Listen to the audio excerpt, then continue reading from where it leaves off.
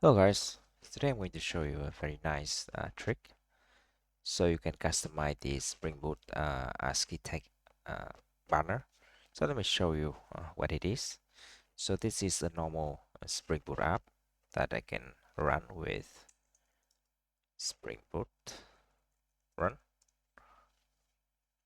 And you see this is the ASCII art I mentioned, and you can change this, and which is quite very simple. So how to do this? So the trick is there is a um, you can change that logo by putting a file called banner.txt inside main resource, and this is the place you want to put your resource in. So for example, I want to just disable that logo, so I'm going to uh, create a file in that.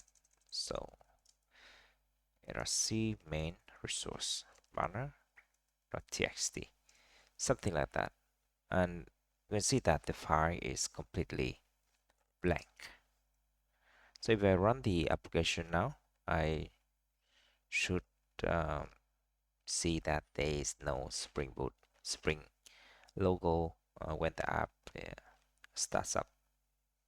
So I'm going to run the run command again, and you see that there is no logo here. But what if you want to replace it with another cool um, ASCII text? So let me show you this website that provides quite many nice ASCII text images. So for example, I want to use this one, and let's update the content of the banner.txt with this one. So ASCII main resource banner, and I put the text here. And now if I run the application again, sure enough I see the cow here, which is I find very cool.